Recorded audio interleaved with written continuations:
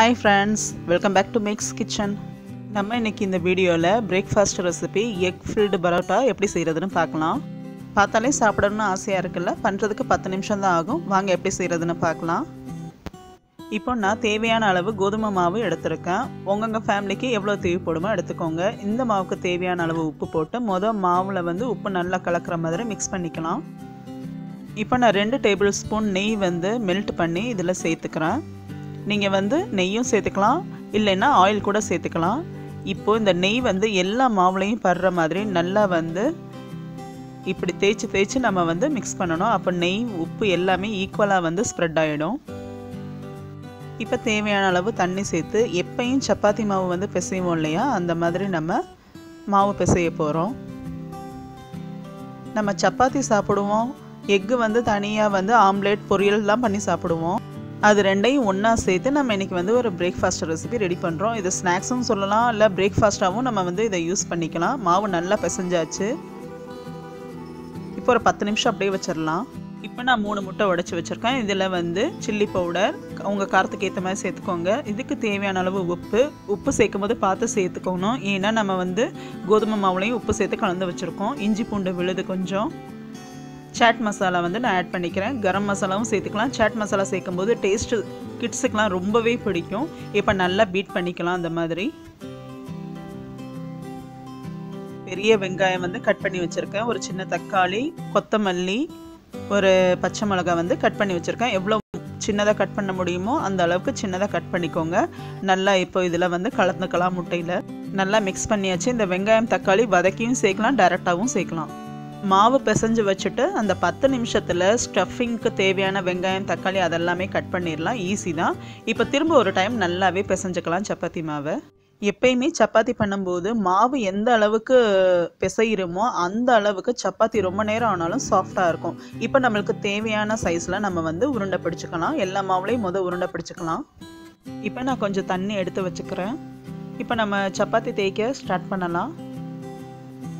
கொஞ்சம் வரமாவு வந்து தூவி விட்டுக்கலாம். தூவி விட்டு நம்ம வந்து சப்பாத்தி தேய்க்க ஆரம்பிக்கலாம். இப்போ நான் தேய்ச்சிட்டேன். இது எப்படி இருக்குன்னா ரொம்ப திக்காவும் இருக்கக்கூடாது, ரொம்ப தின்னாவும் தேய்ச்சிங்கன்னா என்ன ஆகும்னா ஸ்டஃபிங்லாம் வெளியில் வந்துடும். திக்காக தேய்ச்சிங்கன்னா ஸ்டஃபிங் உள்ள வேகாது. அதுக்கேற்ற மாதிரி மீடியமாக பார்த்து தேய்ச்சிக்கோங்க. இந்த மாதிரி வாட்டர் வந்து நம்ம கார்னரில் அப்ளை பண்ணிக்கலாம். இப்போ ஒரு 2 டேபிள் ஸ்பூன் இந்த எக் மிக்சர் வந்து இதில் வைக்கிறேன். இப்போ நான் முட்டை வச்சுட்டு எப்படி ஃபோல்டு பண்ணுறேன்னு பாருங்கள். இந்த மாதிரி நம்ம தண்ணியெலாம் அப்ளை பண்ணியிருக்கால டக்குன்னு ஒட்டிக்கிறோம். முட்டை வச்சுருக்கதால வெளியில் வந்துடும் அப்படின்ட்டு வந்து பயப்பட வேண்டாம். ஆனால் எவ்வளோ முடியுமோ அவ்வளோ சீக்கிரம் நீங்கள் வந்து க்ளோஸ் பண்ணிடணும். இல்லைன்னா அந்த முட்டை வந்து வெளியில் வரதான் செய்யும். இந்த முட்டை மிக்சர் வந்து நல்லா திக்காக பண்ணுறதுக்கு இன்னும் கொஞ்சம் வெங்காயமாக ஆட் பண்ணால் அது திக்காக இருக்கும். வாட்டர் அப்ளை பண்ணதால் வெளியில் வராது. இப்போ பாருங்கள், அவ்வளோதான். இதே மாதிரி எல்லாமே பண்ணிக்கலாம். இப்போ ஒரு தோசை தவாவோ இல்லை ஃப்ரைங் பேனோ எடுத்து இந்த மாதிரி சுட ஆரம்பிச்சிடலாம். இப்போ இதுக்கு மேலே கொஞ்சம் எண்ணெய் ஊற்றிக்கலாம். ஆல்ரெடி ஃப்ரைங் பேன்லையும் எண்ணெய் இருக்குது. இப்போ ஒரு சைடு நல்லா வெந்துருச்சு. நான் இப்போ திருப்பி போடுறேன் பாருங்கள் அந்த சைடு எப்படி வெந்திருக்குன்னு. கொஞ்சம் மெதுவாக தான் ப்ரெஸ் பண்ணணும். ரொம்ப ப்ரெஸ் பண்ணிங்கன்னா முட்டைலாம் வெளியில் வந்துடும். இப்போ இன்னொரு சைடு திருப்பி போடுறேன். இந்த சைடுமே நல்லாவே குக் ஆகிடுச்சு. இப்போ சைட்லலாம் நம்மளுக்கு வந்து வேகணும். மேலேயும் கீழேயும் நல்லா வந்து குக் ஆகிடுச்சு. கலர்ஃபுல்லாக இருக்குது, பார்த்தாலே தெரியும். சைட்லையும் இந்த மாதிரி நம்மளுக்கு வரணும் இல்லையா, அதனால இப்படிலாம் பண்ணணும். அப்போ தான் எல்லா பக்கமும் ஈவனாக குக் ஆகும். ஃப்ரைங் பேன் எடுத்ததெல்லாம் ரொம்ப ஈஸியாக இருக்குது. நம்மளால் இந்த மாதிரிலாம் பண்ண முடியுது. ஸோ இந்த மாதிரி எல்லா பக்கமும் நம்ம வந்து குக் பண்ணிக்கலாம்.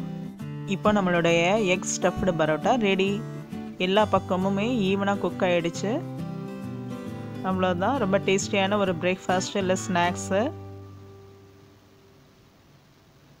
இந்த ஸ்டஃபிங்கில் வெங்காயம் தக்காளியோட துருவின கேரட், சீஸ் இதெல்லாம் ஆட் பண்ணிக்கலாம். ஒரே டயத்துலேயே 3 கூட நம்ம வந்து குக் பண்ணி எடுத்துக்கலாம். நம்ம எல்லாமே ரெடி பண்ணி வச்சுட்டோம். இந்த மாதிரி ரெடி பண்ணியாச்சுன்னா நம்ம குக் பண்ணிடலாம். டக்குன்னு சீக்கிரம் வேலை முடிஞ்சிடும் நம்மளுக்கு.